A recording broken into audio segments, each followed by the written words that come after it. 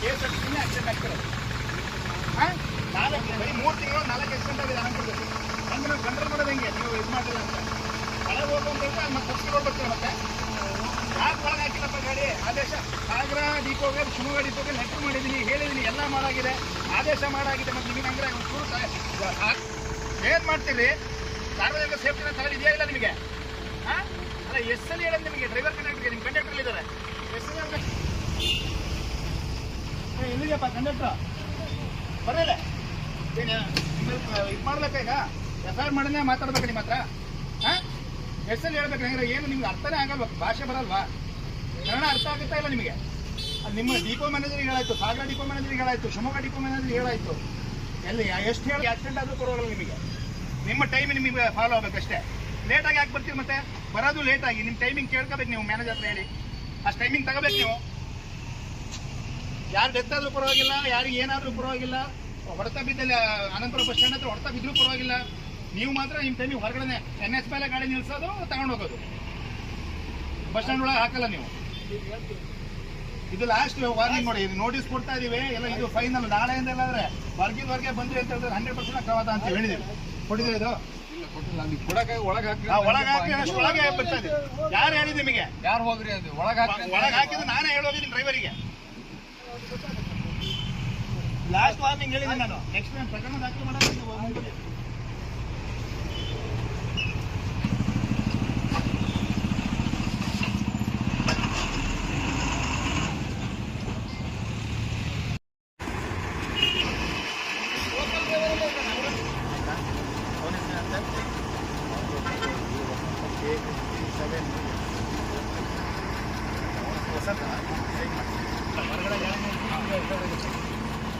ಅದಕ್ಕೆ ಏನು ಮಾಡಿದ್ದಾರೆ?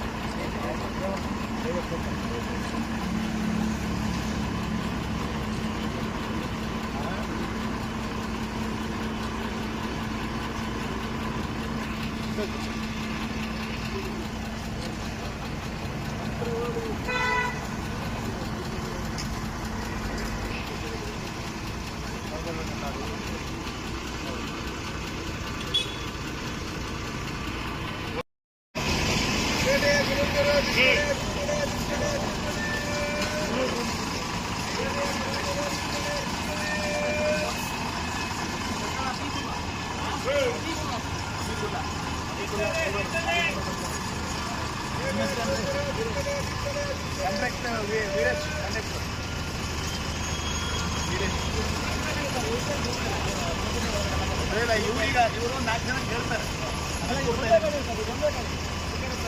ಆಯ್ತು, ಯಾವ್ದು ದೀಪ ಒಳಗಡೆ ಬಂದ ಅದೇ ನಮಗೆ ಅಲ್ಲೇ ಹೋಗೋದು.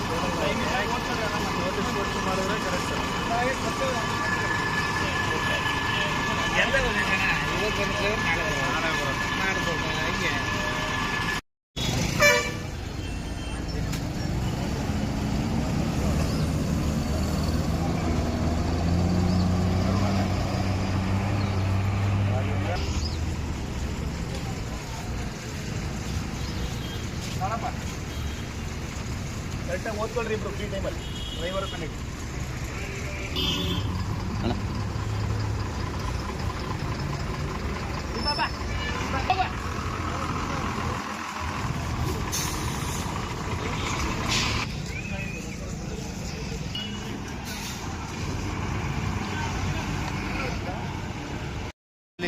ಅನಂತಪುರ ಪೊಲೀಸ್ ಠಾಣಾ ವ್ಯಾಪ್ತಿಯ ಅನಂತಪುರ ಬಸ್ ಸ್ಟ್ಯಾಂಡಲ್ಲಿ ಇತ್ತೀಚೆಗೆ ಸಾರ್ವಜನಿಕರಿಂದ ಭಾಳಷ್ಟು ದೂರು ಬರ್ತಾ ಇದೆ. ಈ KSRTC ಬಸ್ಗಳು ಸಾಗರ ಡಿಪೋ, ಶಿವಮೊಗ್ಗ ಡಿಪೋದು, ಹಾಗೆ ಏನು ಹೊನ್ನಾವರ ಶಿರ್ಸಿ ಕಡೆಯಿಂದ ಬರೋಂಥ ಗಾಡಿಗಳಿದ್ದಾವೆ. ಆ ಗಾಡಿಗಳು ಹೆಚ್ಚಿನದಾಗಿ ಮುಖ್ಯ ರಸ್ತೆಯಲ್ಲೇ, ಮೇನ್ ರಸ್ತೆ ಏನು NH 16 ಇದೆ, ಆ NH ನಿಲ್ಲಿಸ್ತಾರೆ, ಬಸ್ ಸ್ಟ್ಯಾಂಡ್ ಒಳಗೆ ಬರೋದಿಲ್ಲ ಅಂತೇಳಿ ತುಂಬ ಕಂಪ್ಲೇಂಟ್ ಇದೆ. ಹಾಗೆ ನಿಲ್ಲಿಸೋದ್ರಿಂದ ಪ್ರಯಾಣಿಕರು ಅರ್ಜೆಂಟಾಗಿ ಬಸ್ ಹತ್ತಕ್ಕಂತ ಓಡೋಗೋದು, NH ರಸ್ತೆ ದಾಟೋದು, ಆಗ ಅಪಘಾತ ಆಗೋಂಥ ಪ್ರಕರಣಗಳು ಆಗ್ತಾ ಇದ್ದಾವೆ. ನಿನ್ನೆ ಸಹ ಒಂದು ಕಾರು ಒಂದು ಲೇಡಿಗೆ ಹೊಡ್ಕೊಂಡು ಹೋಗಿದೆ. ಸೊ ಇಂಥ ಪ್ರಕರಣಗಳಿಂದ ಆಗಬಾರ್ದು ಅಂತ ನಾವು ಆಲ್ರೆಡಿ ಪತ್ರ ಮುಖೇನ ಹಾಗೂ ಮೌಖಿಕವಾಗಿ ಡಿಪೋ ಮ್ಯಾನೇಜರ್ ಅವರಿಗೆ, ಸಾಗರ ಹಾಗೂ ಶಿವಮೊಗ್ಗ ಮ್ಯಾನೇಜರ್ ಅವರಿಗೆ ತಿಳಿಸಿದ್ದೀವಿ. ಅವ್ರ ಸ್ಟಾಫ್ಗಳಿಗೆ ತಿಳಿಸೋಕ್ಕೆ, ಡ್ರೈವರ್ ಕಂಡಕ್ಟರ್ ತಿಳಿಸೋಕ್ಕೆ. ಅವ್ರು ತಿಳಿಸಿದ್ರೂ ಸಹ ಕೆಲವೊಂದು ಡ್ರೈವರು ಹಾಗೂ ಕಂಡಕ್ಟರ್ ನಿರ್ಲಕ್ಷ್ಯತನ ವಹಿಸಿ ಹೊರಗಡೆ ಗಾಡಿ ನಿಲ್ಲಿಸ್ತಾರೆ, ಬಸ್ ಸ್ಟ್ಯಾಂಡ್ ಒಳಗೆ ತರಲ್ಲ ಅನ್ನೋ ಒಂದು ಕಂಪ್ಲೇಂಟ್ ಇರೋದ್ರಿಂದ ಈ ದಿನ ಅವರಿಗೆ ನಮ್ಮ ಸಿಬ್ಬಂದಿಗಳು ಹಾಗೂ ನಾವು ಸೇರ್ಕೊಂಡ್ಬಿಟ್ಟು ಡ್ರೈವರ್ ಹಾಗೂ ಕಂಡಕ್ಟರ್ಗೆ ಡೈರೆಕ್ಟಾಗಿ ನೋಟಿಸ್ ಕೊಡ್ತಾ ಇದ್ದೀವಿ, ಪೊಲೀಸ್ ತಿಳುವಳಿಕೆ ಪತ್ರ ಕೊಡ್ತಾ ಇದ್ದೀವಿ. ಅವರೆಲ್ಲಾಂದರೆ ಹೀಗೆ ಹೊರಗಡೆ ಗಾಡಿ ನಿಲ್ಲಿಸ್ಬಿಟ್ಟು NH ಮೇಲೆ ಗಾಡಿ ನಿಲ್ಲಿಸಿ ಬಸ್ ಸ್ಟ್ಯಾಂಡ್ ಒಳಗೆ ತರದೆ ಅಲ್ಲೇನಾದ್ರು ಅಪಘಾತ ಪ್ರಕರಣ ಆಯಿತು ಅಥವಾ ಯಾವುದಾದ್ರು ಸಾರ್ವಜನಿಕ ಕಿರಿಕಿರಿ ಆಯಿತು, ತೊಂದರೆ ಆಯಿತು ಅಂದರೆ ಅವ್ರ ಮುಂದೆ ಕಾನೂನು ರೀತಿಯ ಕ್ರಮ ಜರುಗಿಸಲಾಗ್ತದೆ ಅಂತ ಹೇಳಿ ಈ ಒಂದು ನೋಟಿಸ್ ಕೊಟ್ಬಿಟ್ಟು ಆ್ಯಕ್ಷನ್ ಮಾಡ್ತಾ ಇದ್ದೀವಿ. ಸೊ ಇದರಿಂದ ನಮ್ಮ ಉದ್ದೇಶ ಏನಂದರೆ ಎಲ್ಲ KSRTC ಬಸ್ ಡ್ರೈವರ್ ಹಾಗೂ ಏನು ಕಂಡಕ್ಟರ್, ಚಾಲಕ ಹಾಗೂ ನಿರ್ವಾಹಕರಿಗೆ ಕೇಳ್ಕೊಳ್ಳೋದೇನೆಂದರೆ, ದಯಮಾಡಿ ನೀವು ಬಸ್ಸನ್ನು ಅನಂತಪುರ ಬಸ್ ಸ್ಟ್ಯಾಂಡ್ ಒಳಗೆ ನಿಲ್ಲಿಸಬೇಕು. ಹೊರಗಡೆ NH-16 ನಿಲ್ಲಿಸಿದ್ರೆ, ಮುಖ್ಯ ರಸ್ತೆ ನಿಲ್ಲಿಸಿದ್ರೆ ಅಪಘಾತ ಪ್ರಕರಣಗಳು ಹೆಚ್ಚಾಗೋ ಚಾನ್ಸಸ್ ಇರುತ್ತೆ. ಅಪಘಾತ ಪ್ರಕರಣ ತಡೆಯೋ ದೃಷ್ಟಿಯಿಂದ ನಾವು ಎಲ್ಲ ಚಾಲಕರು ಹಾಗೂ ನಿರ್ವಾಹಕರು ಕೇಳ್ಕೊತೀವಿ. ಅವರು ಸಮಯ ಇರುವಂತೆ ಬಂದುಬಿಟ್ಟು ಬಸ್ ಸ್ಟ್ಯಾಂಡ್ ಒಳಗೆ ವೆಹಿಕಲ್ ನಿಲ್ಲಿಸ್ಬಿಟ್ಟು ಪ್ರಯಾಣಿಕರನ್ನ ಇಳಿಸೋದು, ಹತ್ಸ್ಕೊಳ್ಳೋದು ಮಾಡಬೇಕು ಅಂತ ಕೇಳ್ತೀವಿ. ಸರ್, ಯಾವ ರೀತಿ ಕ್ರಮ ತಗೊಳ್ಳಿಕ್ಕೆ ಅವಕಾಶ ಇದೆ ಸರ್? ಅವ್ರ ಮೇಲಿಗೆ ಇನ್ ಕೇಸ್ ಇಲ್ಲ ಇದನ್ನು ಅವರು ಪಾಲನೆ ಮಾಡಲ್ಲ ಅಂದರೆ ಇಂಡಿಯನ್ ಮೋಟರ್ ವೆಹಿಕಲ್ ಆ್ಯಕ್ಟ್ ರೀತಿಯಲ್ಲೂ ಕ್ರಮ ತಗೋಬೋದು. ಹಾಗೆ ಅವರಿಗೆ ಪಬ್ಲಿಕ್ ನ್ಯೂಸೆನ್ಸ್ ಮಾಡ್ತಾರೆ ಅಂದರೆ ಮತ್ತು ಪಬ್ಲಿಕ್ ನ್ಯೂಸೆನ್ಸಲ್ಲಿ ಕೂಡ ಏನು BNSL ನಮ್ಮ ಕಾಯ್ದೆಯಲ್ಲಿ ಏನು ಅವಕಾಶಗಳಿದೆ ಆ ಕಾಯ್ದೆಯ ರೀತಿ ಮುಂದೆ ಪ್ರಕರಣ ದಾಖಲಿಸಿ ಕ್ರಮ ಕೈಗೊಳ್ಳಿ. ಅಂದರೆ ಇವತ್ತು ಎಲ್ಲ ವಾಹನಗಳಿಗೆ ಕೊಡ್ತೀರಾ? ಇಲ್ಲ, ಹೌದು, ಎಲ್ಲ ವಾಹನಗಳಿಗೆ ಕೊಡಬೇಕು ಅಂತೇಳಿ ಮ್ಯಾಕ್ಸಿಮಮ್ ಅದಕ್ಕೆ ಸ್ಟಾಫ್ ಹಾಕಿದ್ದೀವಿ. ಇವತ್ತು ಬೆಳಗ್ಗೆಯಿಂದ ಸಂಜೆ ತನಕ ನಮ್ಮಲ್ಲಿ ಬಸ್ ಸ್ಟ್ಯಾಂಡಲ್ಲಿ ಇಟ್ಬಿಟ್ಟು ಅವರು ಮ್ಯಾಕ್ಸಿಮಮ್ ಎಲ್ಲ KSRTC ಬಸ್ಸಿಗೆ, ಡ್ರೈವರ್ ಕಂಡಕ್ಟರ್ಗೆ ಈ ವಿಷಯ ಮುಟ್ಲಿ ಅಂತ ಹೇಳಿ, ಎಲ್ಲ ಡಿಪೋಗಳಿಗೂ ಮುಟ್ಲಿ ಅಂತ ಹೇಳಿ ಬೆಳಗಿನ ಸಂಜೆ ತನಕ ನೋಟಿಸ್ ಕೊಡುವಂಥ ಪ್ರಕ್ರಿಯೆ ಮಾಡ್ತೀವಿ. ಆಲ್ಮೋಸ್ಟ್ ರಾತ್ರಿ 8 ಗಂಟೆ ತನಕ ನಾವು ಇವತ್ತು ಬೆಳಗ್ಗೆ ಸ್ಟಾರ್ಟ್ ಮಾಡಿದ್ದೀವಿ. 8 ಗಂಟೆಯಿಂದ ರಾತ್ರಿ 8 ಗಂಟೆ ತನಕ ನೋಟಿಸ್ ಕೊಟ್ಬಿಟ್ಟು ಎಲ್ಲರ ಗಮನಕ್ಕೆ ತರಕ್ಕೆ ಬಯಸ್ತೀವಿ. ರಸ್ತೆ ಭಾರಿ ಕಿರಿದಾಗಿದೆ, ಭಾರಿ ವೇಗವಾಗಿ ಬರ್ತಾ ಇದೆ ವಾಹನಗಳೆಲ್ಲ. ಆ ವಾಹನ ವೇಗ ತಡೆಯೋಕ್ಕೆ ಕೂಡ ಅದೇ ಚಾಲಕರಲ್ಲಿ ನಾವು ಅದನ್ನೇ ಮನವಿ ಮಾಡ್ತೀವಿ. ಅನಂತಪುರ ಏನು ಎಡೆಹಳ್ಳಿ ಸರ್ಕಲಿಂದ ದಾಸಕೊಪ್ಪ ಸರ್ಕಲ್ ತನಕ ಏನು ಅನಂತಪುರದಲ್ಲಿ ಸ್ವಲ್ಪ ರಸ್ತೆ ಕಿರಿದ NH ಇದ್ರೂ ಕೂಡ ಅದು ತಕ್ಕ ಮಟ್ಟಿಗೆ ಅಗಲೀಕರಣ ಆಗದೇ ಇರೋದ್ರಿಂದ, ಹಾಗೆ ಕೆಲವೊಂದು ಅಂಗಡಿ ಮುಂಗಟ್ಟುಗಳು ಕೂಡ ರಸ್ತೆ ಹತ್ತಿರ ಬರ್ತಾ ಇರೋದ್ರಿಂದ ಸ್ವಲ್ಪ ಪಾರ್ಕಿಂಗ್ ಸಮಸ್ಯೆ ಹಾಗೆ ವಾಹನ ದಟ್ಟಣೆ ಹೆಚ್ಚಾಗಿರುತ್ತೆ. ಸೊ ಇಲ್ಲಿ ಬರೋಂತಹ ವಾಹನ ಸವಾರರು ಏನು ಎಡೆಹಳ್ಳಿ ಸರ್ಕಲಿಂದ ಬಂದು ದಾಸಕೊಪ್ಪ ದಾಟೋ ತನಕ, ಹಾಗೆ ದಾಸಕೊಪ್ಪ ಸರ್ಕಲ್ ಬಂದು ಎಡೆಹಳ್ಳಿ ದಾಟೋ ತನಕ ಜಾಗರೂಕರಾಗಿ ವೇಗವಾಗಿ ಚಾಲನೆ ಮಾಡದೆ ವೇಗವನ್ನು ನಿಯಂತ್ರಣದಲ್ಲಿ ಇಟ್ಕೊಂಡು ಚಾಲನೆ ಮಾಡ್ಕೋಬೇಕು ಅಂತ ಎಲ್ಲ ವಾಹನ ಚಾಲಕರಲ್ಲಿ ನಾನು ವಿನಂತಿ ಮಾಡ್ತೀನಿ. ಸರ್, ಈಗ ಪೊಲೀಸ್ ಇಲಾಖೆಯಿಂದ ಸಾಹೇಬರುಗೊಂದಿಗೆ ಒಂದು ನೋಟಿಸನ್ನು ಕೊಡ್ತಾ ಇದ್ದಾರೆ. ಎಲ್ಲ ವಾಹನಗಳು ಬಸ್ ನಿಲ್ದಾಣದ ಒಳಗಡೆ ಬಂದು ಹೋಗ್ಬಿಟ್ಟು ಅಂತಕ್ಕಂಥ ಒಂದು ಮಾಹಿತಿಯನ್ನು ಎಲ್ಲ ವಾಹನದ ಚಾಲಕರಿಗೆ ಮತ್ತು ನಿರ್ವಾಹಕರಿಗೆ, ಈ ವೆಹಿಕಲ್ನರಿಗೆ ಕೊಡ್ತಾ ಇದ್ದಾರೆ. ಇದು ಒಂದು ಇದು ಸಮಾಜಕ್ಕೆ ಒಂದು ಒಳ್ಳೆಯ ಸಂದೇಶ. ಇದು ಈ ಥರ ಹೇಳೋದ್ರಿಂದ ಆಗಲಿ, ಇಲ್ಲಿ ಆಗ್ತಕ್ಕಂಥ ಆಕ್ಸಿಡೆಂಟ್ಗಳಾಗಲಿ ಇದನ್ನೆಲ್ಲ ಅವಾಯ್ಡ್ ಮಾಡಲಿಕ್ಕೆ ಒಂದು ಭಾಳ ಒಂದು ಜನಗಳಿಗೆ ಆಗಲಿ ಯಾರಿಗಾಗಲಿ ತೊಂದರೆ ಆಗಿದಾಗ ಒಂದು ಒಳ್ಳೆಯವಾದಂಥ ಒಂದು ಮಾಹಿತಿಯನ್ನು ನೀಡ್ತಾರೆ. ಇದು ಒಂದು ಆ್ಯಕ್ಚುಲಿ ಈ ಒಂದು ಭಾಳ ಒಳ್ಳೆಯ ಸಂದೇಶ ಅಂತ ನಾನು ಹೇಳಲಿಕ್ಕೆ ಇಷ್ಟಪಡ್ತೀನಿ. ವೆಹಿಕಲ್ಗಳು ಸೈಡಲ್ಲಿ ನಿಲ್ಲಿಸೋದ್ರಿಂದ, ಪಾರ್ಕಿಂಗ್ ಮಾಡೋದ್ರಿಂದ ಯಾರೋ ಒಬ್ಬರು ಸಾರ್ವಜನಿಕರು ಓಡಾಡೋರಿಗೆ ತೊಂದರೆ ಆಗ್ತದೆ, ಆಕ್ಸಿಡೆಂಟ್ ಆಗ್ತದೆ.